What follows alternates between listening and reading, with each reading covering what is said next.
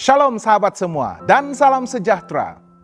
Marilah kita memulakan hari kita dengan menyantap firman Tuhan. Sarapan kasih yang membawa terang bagi jalan kita serta kesegaran bagi jiwa kita.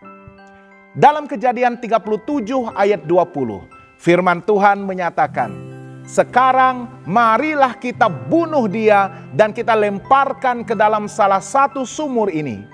Lalu kita katakan, seekor binatang buas telah menerkamnya. Dan kita akan lihat nanti bagaimana jadinya mimpinya itu." Sahabat semua, iri hati saudara-saudara Yusuf bukanlah sekadar rasa tidak senang. Ia menjadi api yang membakar hati mereka sehingga sanggup merancang pembunuhan. Iri hati ini bukan muncul tiba-tiba, tetapi membesar karena kasih yang tidak seimbang, komunikasi yang lemah, dan hati yang tidak dijaga. Iri hati adalah benih kepada kejatuhan. Iri hati adalah dosa yang berbahaya karena ia senyap, tetapi memakan hati perlahan-lahan. Saudara-saudara Yusuf bukan sekadar marah. Mereka membiarkan rasa cemburu itu berakar sehingga melahirkan niat jahat. Yakobus 3 ayat 16 berkata, "Sebab di mana ada iri hati dan mementingkan diri sendiri, di situ ada kekacauan dan segala macam perbuatan jahat." Iri hati mengaburkan pertimbangan rohani sehingga seseorang boleh menghalalkan perbuatan yang salah demi memuaskan hati mereka. Rancangan jahat sering bermula dalam pikiran. Ayat 18 hingga 20 menceritakan bahwa sebelum Yusuf sampai, mereka sudah merancang untuk membunuhnya. Perbuatan jahat jarang berlaku secara spontan. Ia bermula dengan membiarkan pikiran merenung dendam, iri hati, atau kebencian. Kita diajar oleh firman Tuhan untuk menawan setiap pikiran dan menaklukkannya kepada Kristus sebelum ia menjadi tindakan. 2 Korintus 10 ayat 5 menyatakan, "Kami mematahkan setiap siasat orang dan merubuhkan setiap kubu yang dibangun oleh keangkuhan manusia untuk menentang pengenalan akan Allah."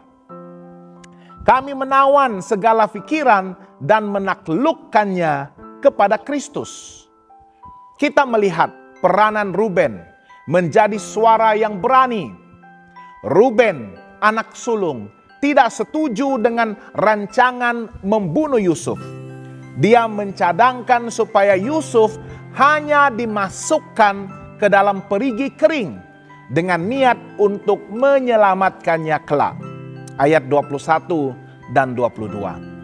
Walaupun Ruben tidak sepenuhnya menentang saudara-saudaranya secara terbuka, tindakannya menunjukkan pentingnya keberanian untuk meredakan kejahatan. Dalam situasi tekanan kelompok atau peer pressure, seseorang yang berani mengucapkan kata yang benar boleh menjadi alat Tuhan untuk menyelamatkan nyawa. Walaupun suara kebenaran itu mungkin kecil berbanding dengan suara majority, ia tetap memiliki kuasa untuk menghentikan atau melambatkan kejahatan. Seperti Ruben yang berdiri di tengah niat jahat saudara-saudaranya terhadap Yusuf, kita juga dipanggil untuk menjadi penjaga bagi sesama kita. Tuhan sering bekerja melalui orang yang berani bersuara, meskipun mereka tahu risiko ditolak atau dipersendakan. Keberanian untuk berkata benar bukan hanya melindungi orang-orang lain, tetapi juga menjadi kesaksian iman bahwa kita lebih takut kepada Tuhan daripada kepada manusia. Apakah aplikasi rohani untuk kita pada hari ini? Pertama, jaga hati daripada iri hati. Iri hati tidak pernah memberi manfaat. Sebaliknya, ia merosakkan hubungan, menghilangkan sukacita, dan memutuskan kita dari damai Tuhan. Ubatnya adalah belajar bersyukur untuk berkat orang lain, seperti kita bersyukur untuk berkat kita sendiri. Kedua, hentikan dosa sebelum ia membesar. Jangan biarkan pikiran negatif berkembang menjadi rancangan berdosa. Berdoa dan minta Tuhan menapis pikiran kita setiap hari.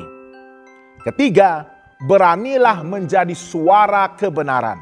Walaupun kita tidak dapat mengubah seluruh kumpulan, kita boleh menjadi orang yang berdiri di tengah arus dan berkata, "Ini tidak benar." Keberanian seorang mungkin menyelamatkan orang lain.